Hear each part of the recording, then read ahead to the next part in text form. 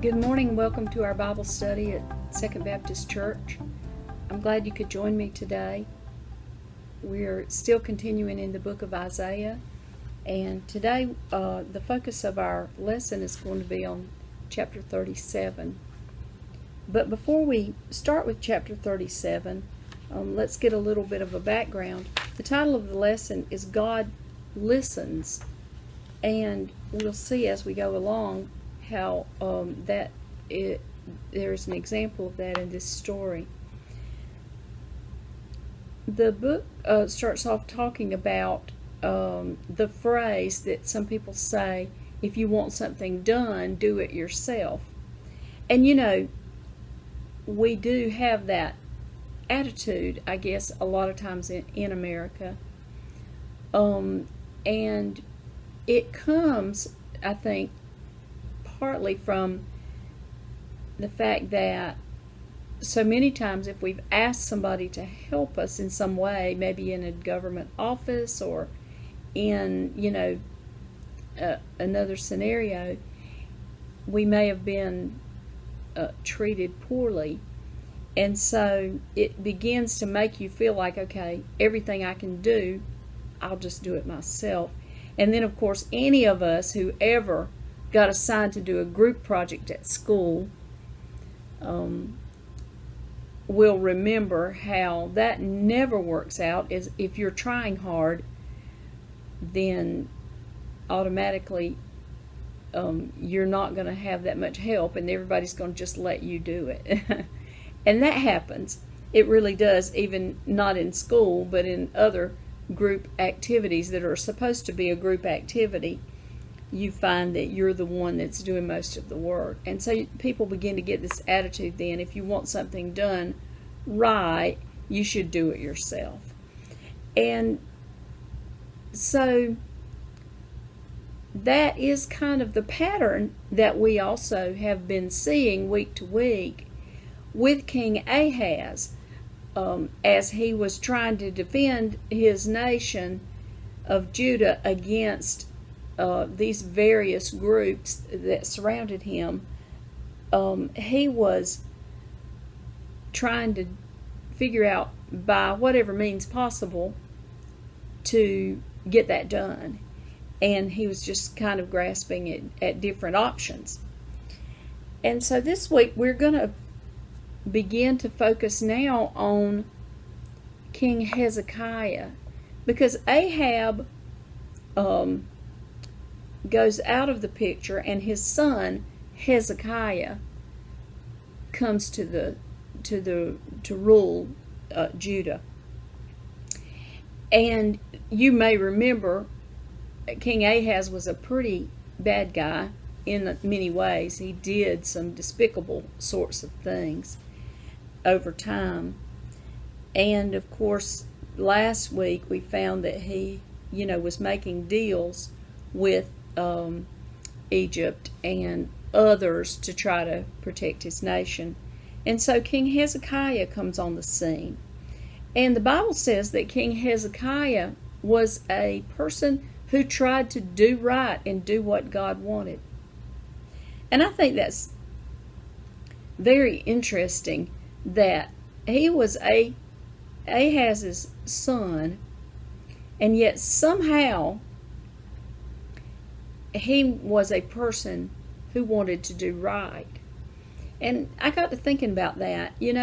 He obviously would have grown up in the house of Ahaz, with Ahaz being the king, and he was one of the princes.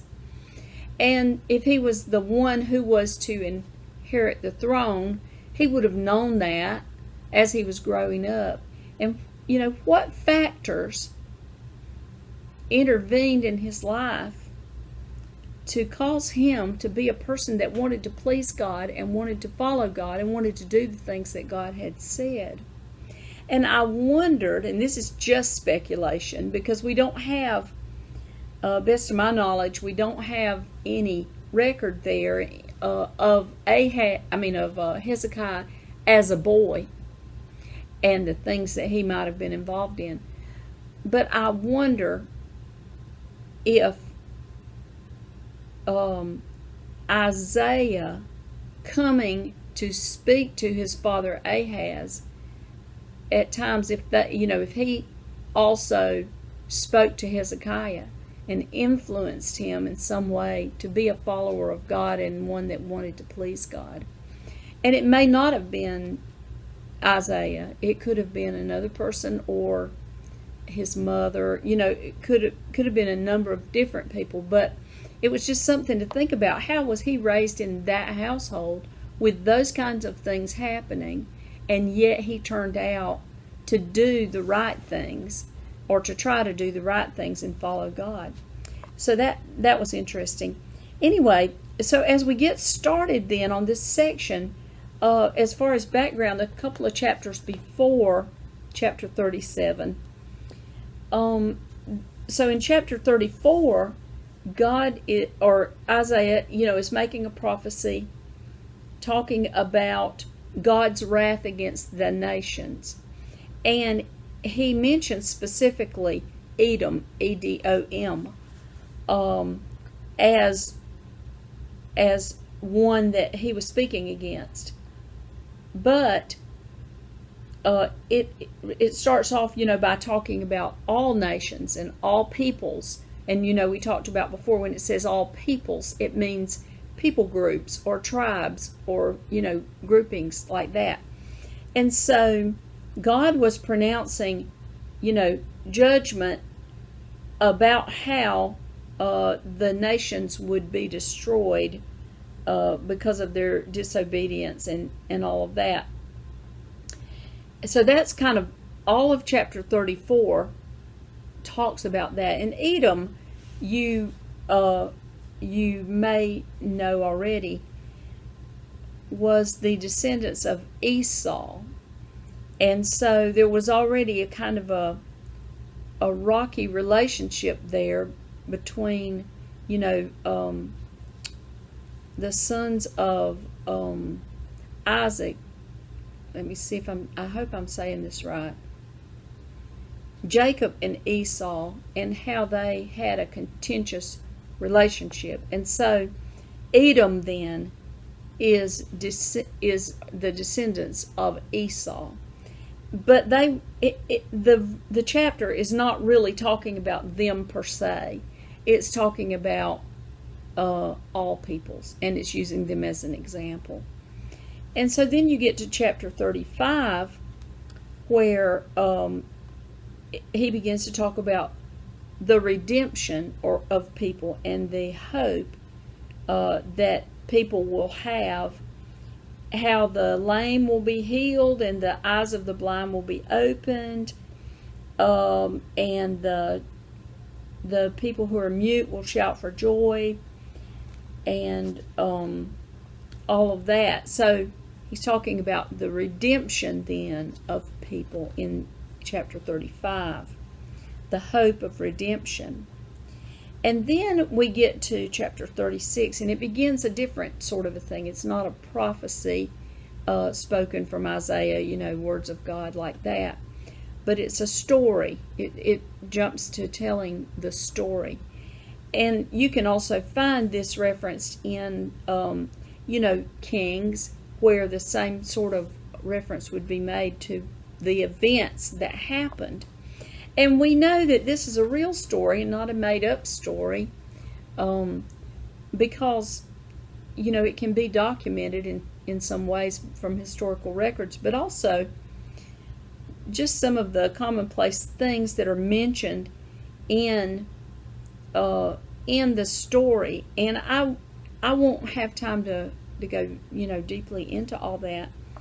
But in chapter 36, this is now King Hezekiah is the king, and it is in his 14th year that the king of Assyria came up against the cities of Judah. And so Hezekiah was in Jerusalem.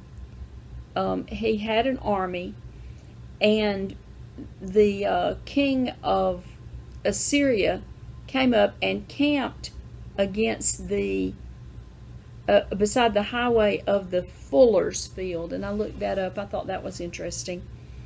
The Fuller's Field was where they did laundry. It was like an area where everybody went. So there's probably a stream there. And that's where they went to do the laundry for the city. You took your laundry out there and you washed it, and came back. So that was kind of interesting. But anyway, so when the army of Assyria came and besieged Jerusalem, then they began this, what I call smack talk, and saying a lot of very rude things about how, your God can't take care of you because obviously if he could have, he would have, and, a lot of things. And you can read in chapter 36, and really it's fascinating to read that. And then he also begins to appeal and say, look, if you want horses, just surrender to us and you can have, 2,000 horses or whatever. You can have all the horses you want, just surrender, give up, evacuate the city, let us have this land, and you'll just, have everything you want then. And so in every way that he could think of, he was trying to get them to give up Jerusalem and the area, the territory, and go into captivity into Assyria. And this had happened already with Israel.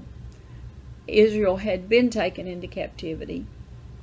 And so, what has happened in the past is that, they tried to get someone to help them. And so that's kind of where we find ourselves. And then we get over to chapter 37, and that's where our focus is going to be today. So these guys that were, King Hezekiah hears the things that they are saying. I think a messenger comes to him and says, this is what they said. And apparently at some point, they even wrote it all down and sent a letter, and probably read from the letter and then gave them the letter. Here, give this to the king. This is what, what we're saying. Don't let your God that you're trusting in deceive you, etc., etc. And so we're going to start then with verse 14, and we see the difference between the reaction of the things that Ahaz had been doing and the ways that he figured to get out of trouble, and then what Hezekiah did. And so let's read verse 14. Now I'm reading from chapter 37, verse 14. Then Hezekiah took the letter from the hand of the messengers and read it. And he went up to the house of the Lord and spread it out before the Lord. And Hezekiah prayed to the Lord, saying, O Lord of hosts, the God of Israel, who is enthroned above the cherubim, you are the God, you alone of all the kingdoms of the earth. You have made heaven and earth. Incline your ear, O Lord, and hear. Open your eyes, O Lord, and see, and listen to all the words of Sennacherib, who sent them to reproach the living God. And so in this section, what the officials or army captains from Assyria had done is they've actually, it's not that they've insulted Hezekiah, they've insulted the Lord in the things that they said. And so Hezekiah is saying, look at this, here it is, Lord, here's what they've said against you. And what he was, basically saying is, do what you will, but help us so that your glory is not diminished, or in their eyes that they can see that you are powerful. He mentions in his prayer that he says in front of God there, the God of Israel, who is enthroned between the cherubim, and that is a reference to the Ark of the Covenant, that they had that box, and on the top were cherubim with wings that, sheltered the box, and the sort of the presence of God at times dwelt within that space. And when they would once a year go in to maybe hear a word from the Lord or whatever, they would that would be the case. And so that's what he's referring to when he says God who's enthroned between the cherubim. And he says, you're God, you are God alone of all the kingdoms of the earth. So what Hezekiah is saying to God is not something new to God. God knows it already. But, he is acknowledging that, hey, I realize this, that you, God, are the God. You're the one. You're the only. And you're the living God. And so, even though they had mocked God in the things that they had said, Hezekiah knew what was right. And so, then we go on to verses 18 to 20. And Hezekiah is still talking. Truly, O Lord, the kings of Assyria have devastated all the countries and their lands, and have cast their gods into the fire. For they were not gods, but the work of men's hands, wood and stone. So they have destroyed them. Now, O Lord our God, deliver us from his hand, that all the kingdoms of the earth may know that you alone, Lord, are God. And so again, he is acknowledging who God is, and that God has the power to make things right. He also talks about how the gods of the other nations that had been conquered by Assyria had been thrown into the fire, their gods of wood and stone. And, things made by hand. And really, it doesn't even compute if you think about making something with your own hands and then worshiping it,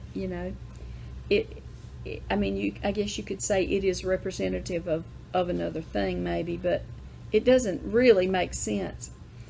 And so then there comes this, following that, there is sort of a poetic section, which we're not going to focus on, but God is answering through Isaiah, and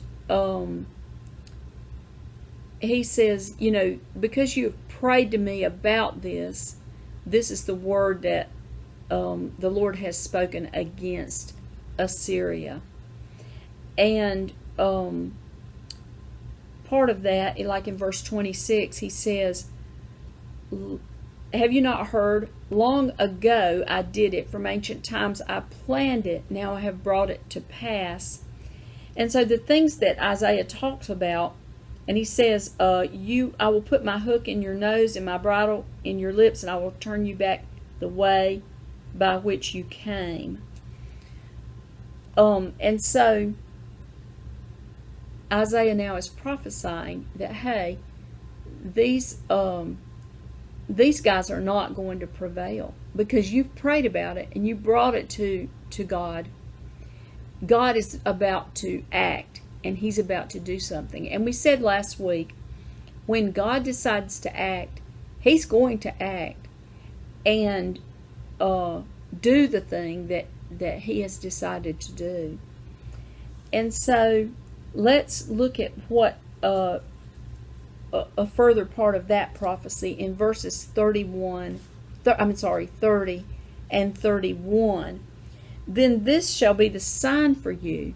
You will eat this year what grows of itself.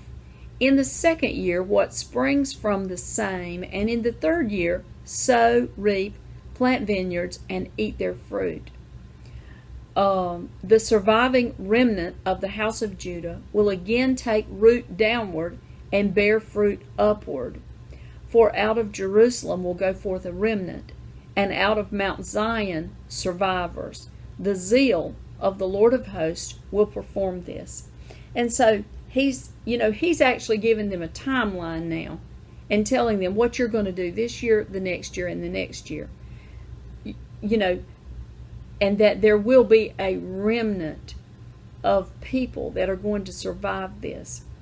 And now we know, not from, well, it does talk about it in this section, but we know that this is the event that we mentioned last week, where the angel of the Lord then went out and went through the camp that was encamped against Judah, went through the camp, and 185,000 people in the camp of soldiers there were wiped out in one night. And when the others rose up and woke up in the next morning and realized what had happened, they fled and went back. And then the king of Assyria was, in a short amount of time, killed after that. So it goes on then in verse 33 to 35. The Lord says the king of Assyria, he's not going to come to this city or shoot an arrow here. He's not going to build up a siege ramp against it. And then again he repeats, by the way that he came, that he's going to go back. And that is what happened. That is exactly what happened.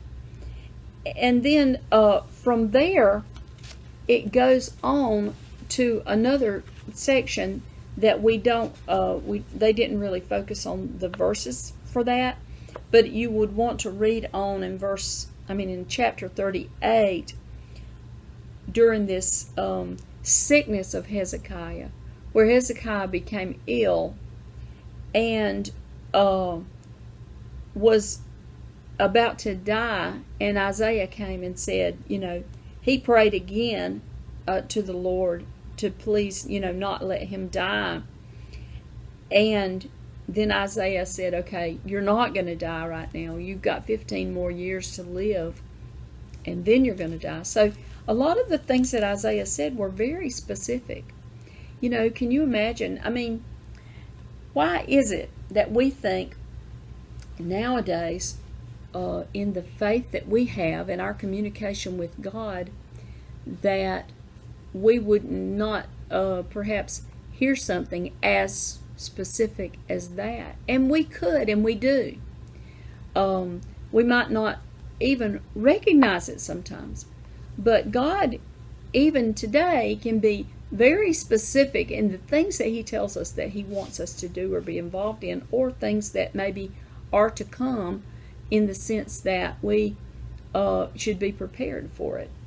And so what happened after Hezekiah was sick and recovered, then we see kind of the next power coming, rising up. Assyria kind of gets pushed away, and at the same time Babylon rises up. And so during this time, when Assyria was still in power, Babylon sends them, messengers to greet Hezekiah. And foolishly, when they do that, Hezekiah shows off all the treasures of the kingdom, because he's bragging about what their great kingdom, their great city, and look, here's all the treasures we have in our storehouse, and bragging about things. And then, of course, the Babylonians, Isaiah comes and says, look, you've done this, and the word of the Lord has been spoken, saying that all these treasures are going to be carried off by the Babylonians when they invade the city. So they were more or less scouting out the place to see what they could do, and they did. And so that kind of brings us, to the end of the lesson. But I think the point of the lesson this time is that when we have problems, we don't know what to do, and those problems can be huge, or they feel huge. They can be severe, and we don't know what to do. We should take the example of Hezekiah and spread those problems before the Lord and say, Lord, here's the problem. Because God already sees that. He just wants us to talk to Him about it. And so we say, look, Lord, here's my problem. And it's a big problem, and I really don't know what to do. And if we approach it that way, with a sincere heart, God will guide us, and we will know what to do. We will be guided by Him. And the problem may not work out in the way that you wish, but we want God's will to be done in the world. And that's a harsh thing at times. If we think, why did this person die? That was my problem, was that my friend was about to die. And I didn't want them to, and I brought that before the Lord, and they died anyway. And people can be very affected by that. But again, and it's so hard to do. I mean, you can't, sometimes it's almost impossible for us as humans to accept that God has a big picture in mind for why things happen. They don't make sense to us at all sometimes. But God has this big picture view, and He does hear, and He does care about what we want, and He is taking care of us, and we can be guided by Him so that we don't have to feel like we're doing things on our own or alone. We don't have to be self-reliant. We should be God-reliant. I think I'll close it up then with that, and then next week we're going to start talking about the time sort of after the Babylonian captivity. So this, up to now, we've talked about things up to the Babylonian captivity. And then they did take over Jerusalem, and there was still a remnant, but after that, what happened? And that's what we're going to begin to study, so that should be interesting. All of those things about Hezekiah and how he led the people and things like that. Thank you for being with me. I appreciate you listening, and I hope that you can take the lesson from today and apply it in some way to your life, or demonstrate that by talking about it to another person who's struggling this week. Thank you.